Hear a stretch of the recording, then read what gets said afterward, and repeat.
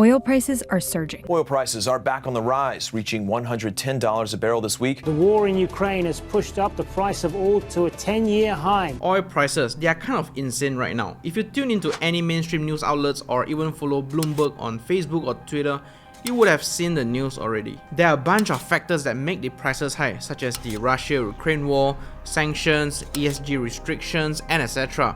But why should you care? Well, I will make this short and sweet and let you know exactly why you as an investor should care about oil prices. Let's take a quick minute to discuss the different types of oils and what they are mainly used for. In essence, crude oil is extracted from the ground and then refined and reprocessed into different ranges of products such as gasoline, diesel, jet fuel, kerosene, and etc.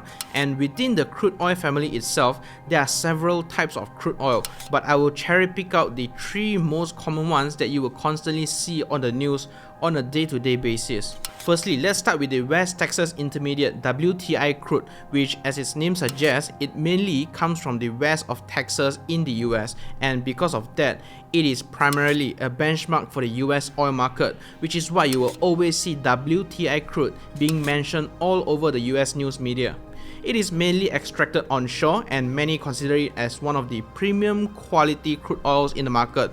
Plus, it is highly valued all over the world, mainly for gasoline, because refineries are able to extract more from this crude oil in terms of both quality and quantity. After that, we have Brent crude oil.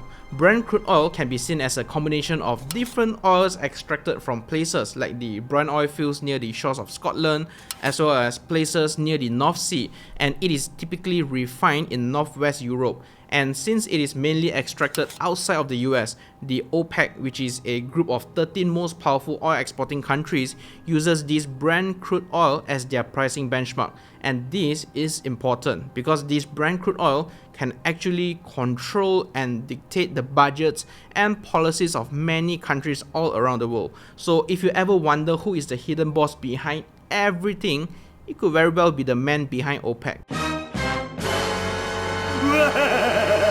The third type of crude oil is the OPEC basket. This type of oil is actually a blend of about 6 to 7 different types of crude oils that comes from different members of the OPEC group all around the world. And since it is a mixture of oils of various properties, this blend is usually darker as compared to WTI and Brent crude, and is also typically the cheapest among the 3. OPEC is actually an organization of 13 countries that, as of March 2020, actively controls gas prices by either increasing or decreasing the amount of oil available on the market. Think of them like the Fed increasing or decreasing interest rate to determine the amount of money that is in circulation. How can they do that? You must be asking yourself. Well, according to the OPEC's website, they control about 80% of the world's proven oil reserves, with countries in the Middle East controlling 67% of that 80%. And in terms of world oil distribution, the Middle East alone controls 31.3% of that in 2021. So if you ever wonder why are there so many supercars on the street of Dubai, now you know why. Anyways, as you can imagine, high oil prices directly make the price of everything, especially transportation, from the cars you drive to get to work, to the buses you take, all the way to the flights that you take for vacations, all become more expensive. And this is true for companies and businesses as well. You might find that when you are buying your favorite stuff online, the price of shipping has gone up, or maybe the price of shipping itself didn't go up, but the price of the goods will be slightly higher than you remembered. Well, you can blame the price of diesel because the majority of all cargo ships and transport trucks run on diesel, and they use a lot of it. A typical modern cargo ship can hold up to 3.5 million gallons of fuel, and in May 2022, a gallon of diesel cost an average of $5.57. So if you do the math, it can cost up to $20 million to fill up just for once. Also, according to the IMF, when shipping costs double, inflation can increase up to 0.7%, and the effects of it are quite persistent and can last up to 18 months. This essentially means that the price increase of shipping in 2021 that could have caused inflation to increase by 1.5 percentage points in 2022. And besides, other than freight and transportation, do you know that high oil prices will also make other goods more expensive? And this is more apparent especially for industries that rely heavily on oil and gas for fuel. For your information, different countries have different fuel sources to generate electricity, due to the lower cost of logistics and also stability of the fuel supply. Take the US for example. Oil and gas contribute to roughly 68% of total primary energy consumption. So if prices of US oil and gas increase, then that will eventually translate into higher electricity bills as well. In Europe, it gets even worse. In 2021, Russia accounted for about a quarter of the oil import of EU countries, which is equivalent to around 2.2 million barrels per day. In countries like Germany and France, energy prices surged as much as 6.9% and 3.5% respectively in the month of June 2022. So even if you are not living in these countries, there is a high chance that if your country relies a lot on oil and gas for power, you will be feeling the pinch too. And aside from electricity and manufacturing, do you know that oil prices affect the prices of agricultural goods too? I know what you're gonna say. I can understand manufacturing and construction, but agriculture? Are you kidding me?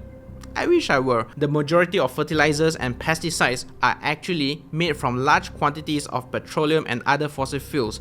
In the US, fertilizers such as ammonia account for about 15% of total cash costs in the US. So essentially, you can say that the prices of your fruits and vegetables rely pretty heavily on oil and gas prices too. And to add on to my previous point, things that rely on oil as raw materials will also increase in price. Pretty obvious, right?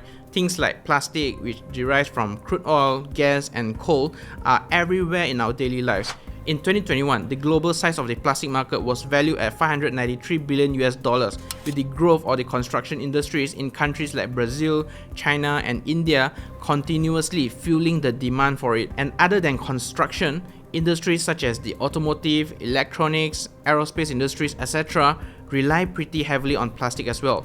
This reliance on plastic is only going to grow bigger and bigger over time, with other emerging countries investing more and more into their infrastructure developments. And when you scale down to the consumer segment, plastics are a versatile choice of materials for everything from consumer goods to medical devices to electronics. So if oil and gas prices skyrocket, it will eventually trickle down to your everyday products and groceries as well.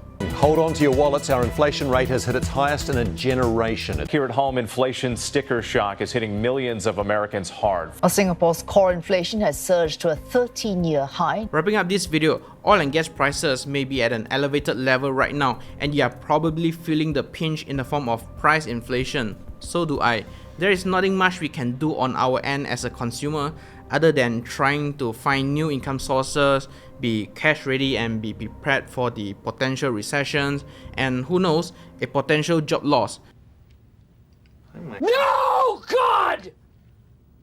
No, God, please, no! I guess in essence, we can only do damage limitations and leave the rest of the work to the world leaders to sort them out. Alright, that is all for today's video. If you find it helpful, you can check out the links below to open an account with Interactive Brokers where you can invest and trade stocks, ETFs, futures, options, and many more products in over 33 markets at the lowest cost possible. And while you're at it, remember to give it a thumbs up and subscribe for more videos like this.